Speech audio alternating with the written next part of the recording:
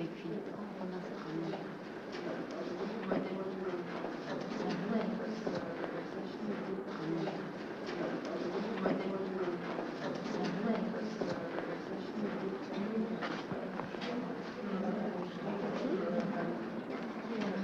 Cézanne. Tu vois la maison, on dirait un homme avec un nez, une bouche de grenouille. Le village ouvert. C'est Van Gogh, ça? Oui, oui. Oui, il y a marqué dessus, c'est Van Gogh. Ces tableaux se retrouvent, moi, je crois. Oui, je crois. Oh. Il était vraiment spécial. C'est l'hôpital Paul à Saint-Rémy, 1889. C'est de façon tourmentée de peindre.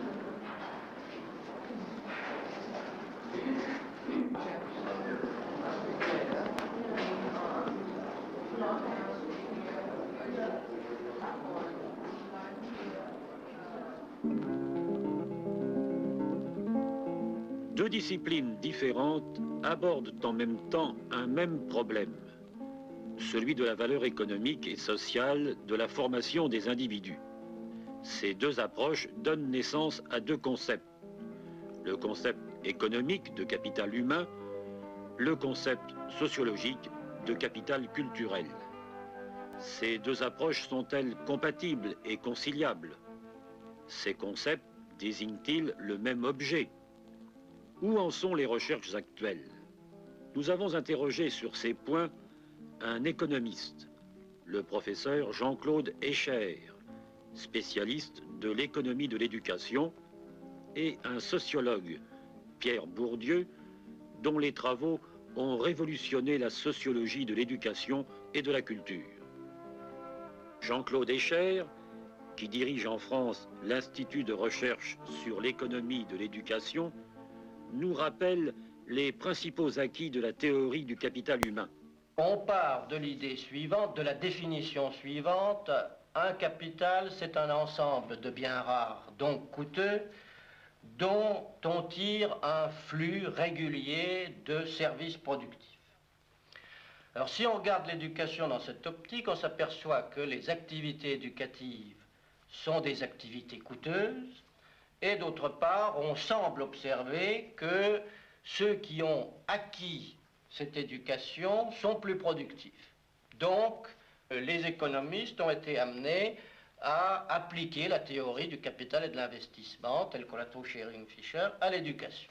L'hypothèse, c'est qu'en l'absence d'éducation, les travailleurs sont tous semblables et que, à l'équilibre, dans les conditions de concurrence, le salaire s'aligne sur la productivité marginale. Alors on peut écrire ST, autant T, le salaire est égal à PMT, productivité marginale autant T. Donc l'équilibre sur le marché du travail ne dépend que du niveau des variables au cours de la même période.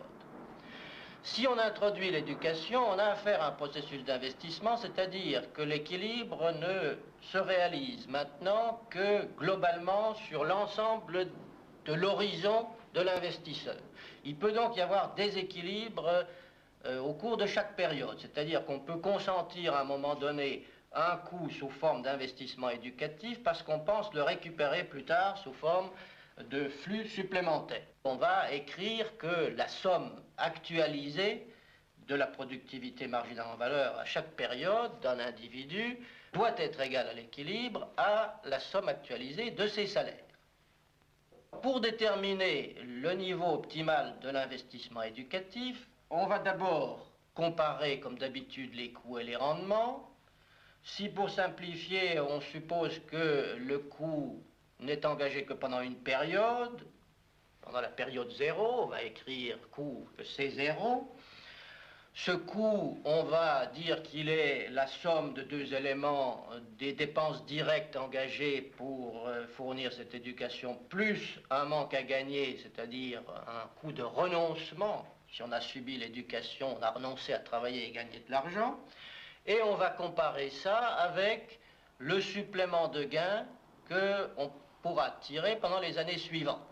Donc si on appelle ça KJ, pendant les J périodes suivantes, KJ va être la différence entre XJ, le gain de l'individu formé, et YJ, ce qu'il aurait gagné s'il n'avait pas été formé. On peut égaliser ces deux variables, C et les KJ, par la technique du taux de rendement interne, c'est-à-dire on regarde le taux qui égaliserait les deux flux.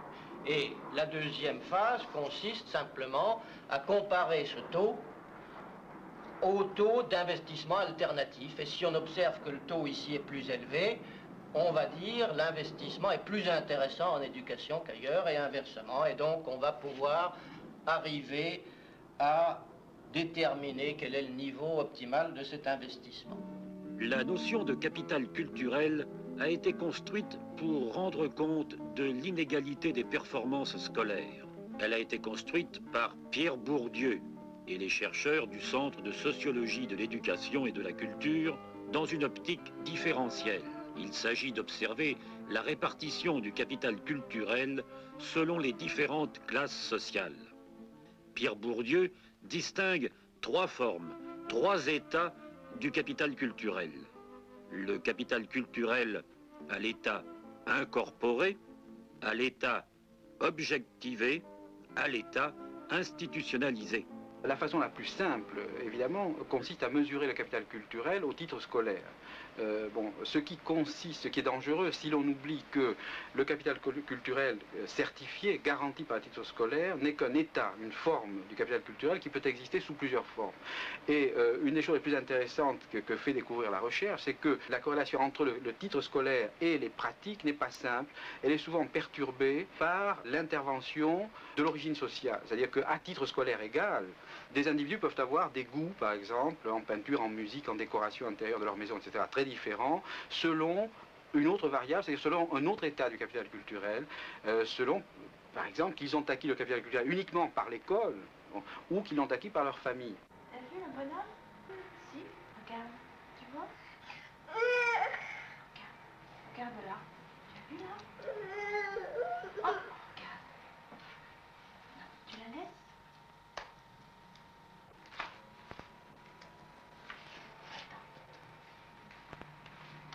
Alors du même coup, on doit multiplier les tests, enfin, et faire comme font les économistes, enfin se contenter de prendre le titre scolaire, c'est à mon avis très dangereux, parce que on risque de laisser échapper des formes de capital culturel qui sont d'une très grande importance, en particulier dans les reconversions, par exemple dans tous les métiers d'art, par exemple. On découvre des gens, mais qui ont du capital culturel hérité très souvent, et qui reconvertissent du capital qui n'a pas été certifié par le système scolaire, auquel le système scolaire n'a pas donné son label, qu'ils reconvertissent sur des marchés où on accepte des performances, des compétences non certifiées. Et dans toutes les périodes comme ça, de flottement dans la structure sociale, la garantie scolaire joue moins de rôle au profit du capital moins certifié.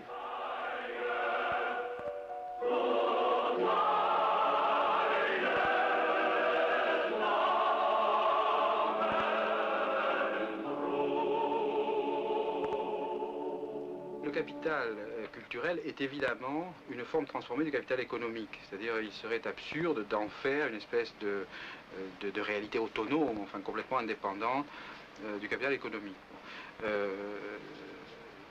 Comment s'opère cette transformation? La transformation s'opère, au fond, comment s'acquiert la culture, pour dire les choses simplement. La culture s'acquiert personnellement, c'est-à-dire on ne peut pas être cultivé par procuration. Elle s'acquiert avec le temps. Et je m'amuse souvent à employer l'analogie du bronzage. Enfin bon, la culture c'est comme le bronzage, on ne peut pas se faire bronzer par procuration, et il faut du temps pour bronzer. Et quand on emploie des moyens accélérés pour bronzer, ça se voit. Et c'est du vernis, comme on dit, de la culture mal acquise.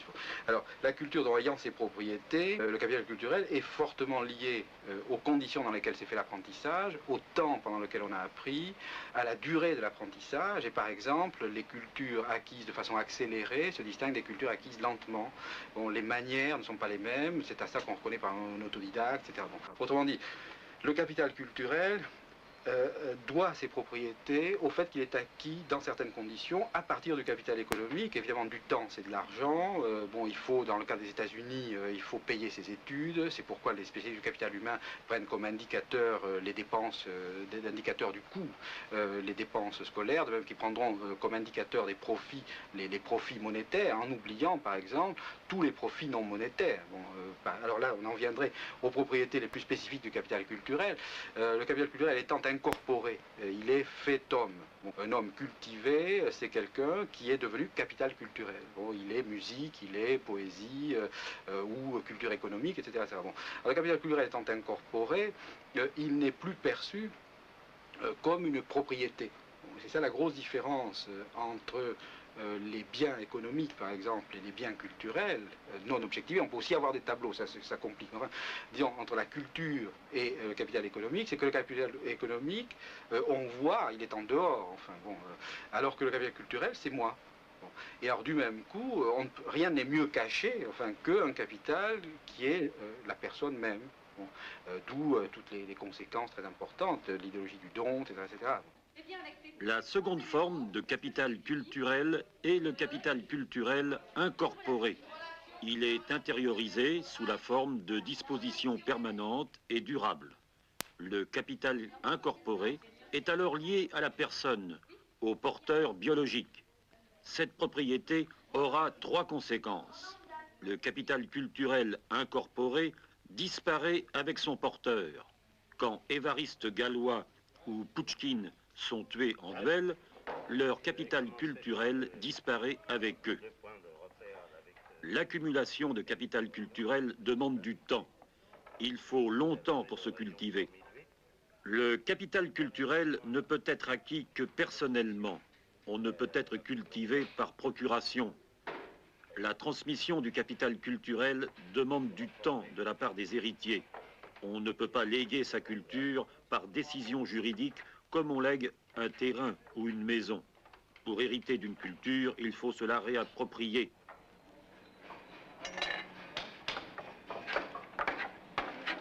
Écoute, regarde-moi ici, si t'es d'équerre dans ce sens-ci, contrôle ici, et regarde la rectitude. C'est pas le tout de cavaler, c'est tout de faire du boulot propre. Tu comprends? Parce que le CRP, ça se trouve pas dans une boîte en sucre d'or. Hein.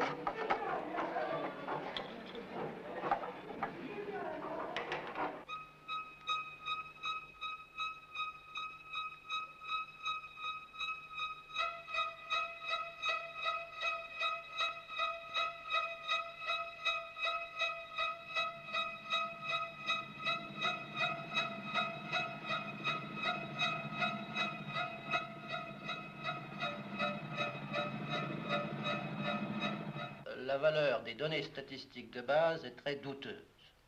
Je prends l'exemple de la mesure du coût.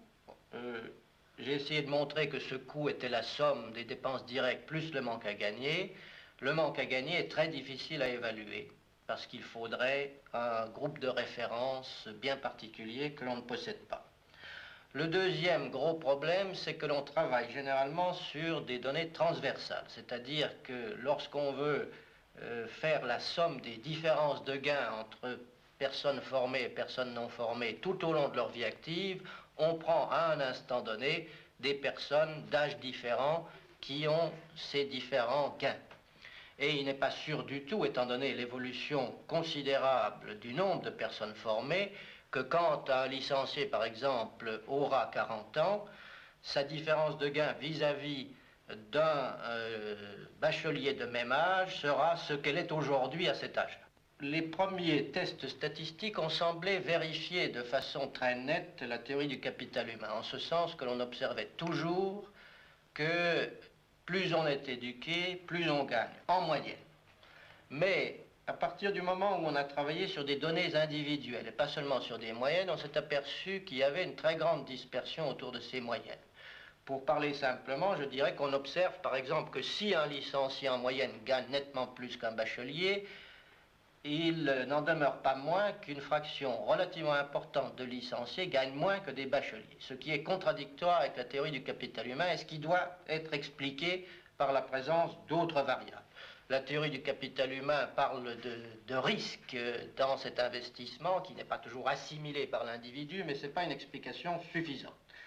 On a commencé par étudier la fonction gain en fonction du niveau d'éducation et on a élargi, après on a étudié la variance des gains en fonction du niveau d'éducation et d'un certain nombre d'autres variables telles que l'âge, le sexe, l'origine sociale.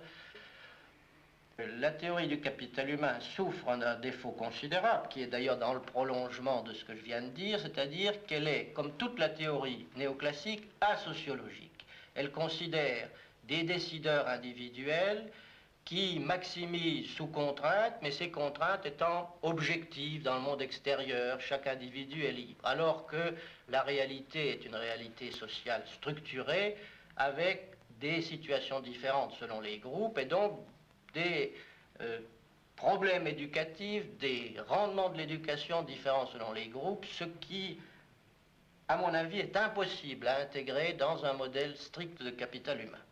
Il y a des terrains sur lesquels le capital économique ne marche pas. C'est-à-dire, par exemple, on sait qu'en politique, il est très mal vu d'acheter son adversaire ou d'acheter les voix de ses électeurs, etc. etc. Bon.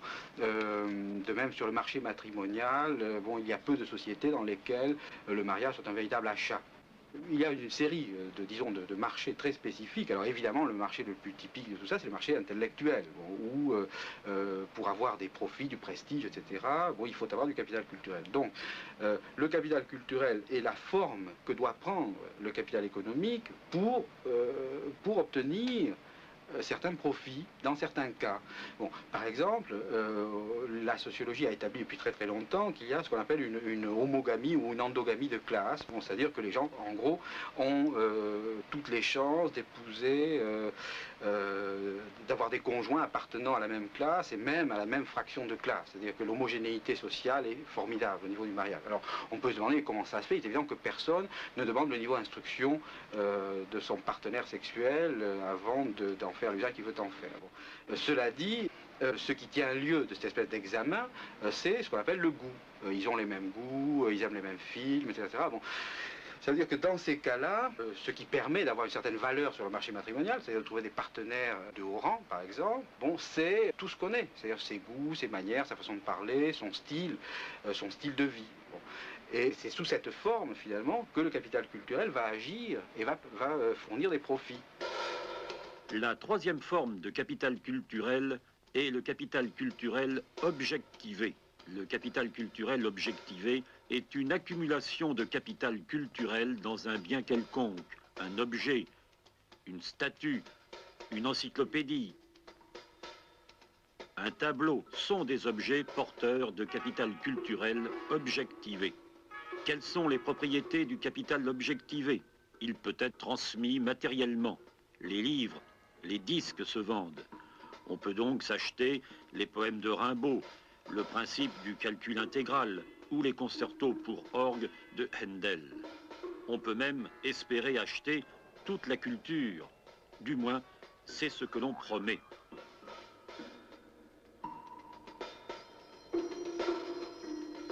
Mais pour s'approprier véritablement le capital culturel contenu dans leur objet, pour le consommer, il faut disposer d'instruments spécifiques. Ainsi, pour utiliser un ordinateur, capital culturel, scientifique et technique objectivé, il faut connaître l'informatique. Pour s'approprier un concerto, il faut connaître le code musical. Pour s'approprier les poèmes, il faut connaître le langage poétique. Avec du capital culturel, on peut aussi obtenir des profits économiques. Bon, et ça, je pense, c'est une des tendances générales que les économistes ont bien vu, qu'aujourd'hui, le capital culturel est devenu une des formes les plus rentables pour obtenir des profits. Donc, je pense qu'une des grandes transformations de la classe dirigeante en France, par exemple, aujourd'hui, tient au fait que les anciens propriétaires d'entreprises, des anciens patrons de commerce ou d'industrie, etc., ont orienter leurs fils vers des études parce que c'était peut-être la meilleure façon de conserver la position dominante. Bon. Alors, la reconversion consiste précisément en ceci, que dans certaines conditions, lorsque, par exemple, la transmission du capital économique est difficile, bon, on peut se tourner vers une autre espèce de capital pour obtenir les mêmes résultats. Bon.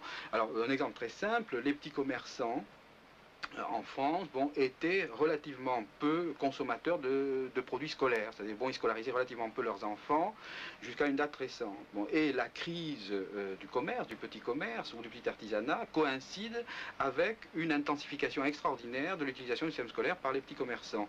Bon, on pourrait dire la même chose des agriculteurs. Bon, on pourrait dire la même chose donc des fractions de la classe dirigeante, bon, qui se reproduisait par transmission du capital économique. Bon, la transmission du capital économique devenant plus difficile, plus incertaine, plus contrôlée, c'est la reconversion du capital économique en capital scolaire. Ça veut dire que les gosses qui, bon, ils n'investissent pas beaucoup dans le système scolaire, on leur payait une bagnole, ils savaient très bien qu'ils hériteraient de papa, etc. Bon, se mettent à investir. Alors là, bon, les économistes oublient toujours le double sens, à investir au sens économiste, mais aussi au sens de la psychanalyse.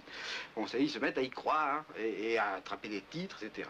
Et on peut ainsi voir une évolution sociale entièrement commandée par des processus de reconversion d'une espèce de capital dans une autre.